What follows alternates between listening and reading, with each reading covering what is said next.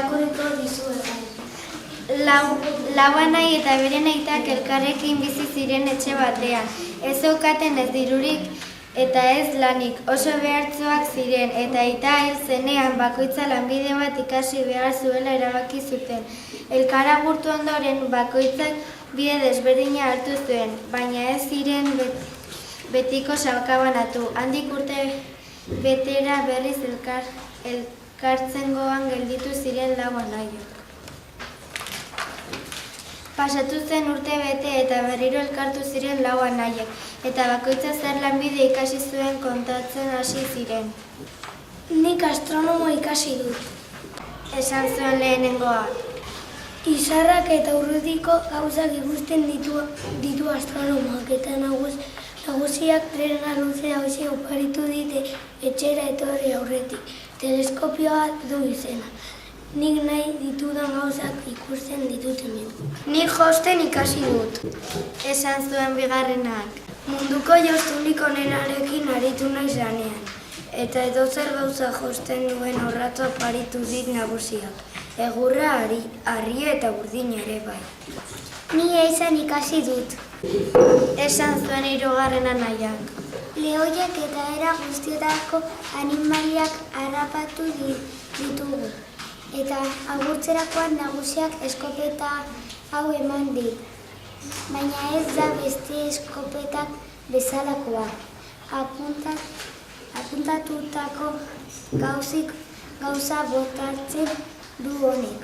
Laugarren anaiak isilik zegoen. Ez zuen hitzik egin nahi, baina beste hiru anaiek haren berri jakin nahi zuten. Zuk ez alduzu ezer ikasi?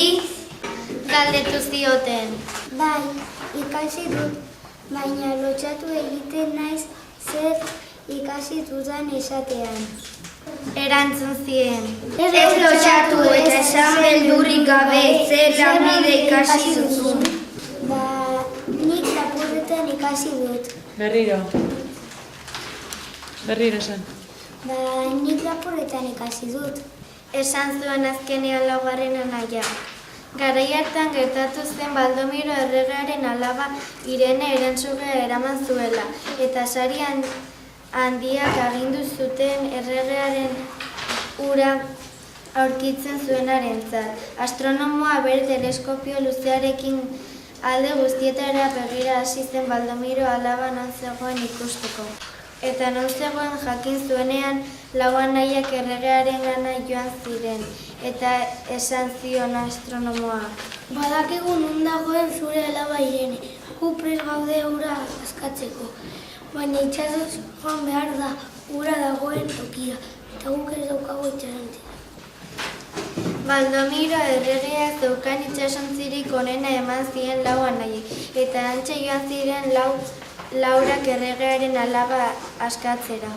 Iritsi ziren lau anaiek erensugea bizi zen itsas bazterrera eta esan zion astronomoak lapurrari. Han dago erregearen alaba, joan zaitez isilik eta ekarrera zuona. Hemen egongo garazoa izain, kontu zibil. Erensugea lo zegoen bitartean lapurrak heldu zion erregearen alabari eta itsasontzira eraman zuen. Esnatu zen erensuge eta erregearen alaba lapurtu zioten ikusi zuenean itsasontziari eraso zion, baina han zegoen ehiztaria. Jo zuen tiroz erensugea eta zilipurdika batzuk egin ondoren bertan gelditu zen hilda, baina hil baino lehen zilipurdika zebilela erensugeak itsasontzira zulatu zuen. Itsasontzia aurrez betetzen ari zen eta poliki-poliki urpera zijoan. Erregearen alaba beldurturik negarrez hasi zen eta esan zion orduan astronomoa jostunari.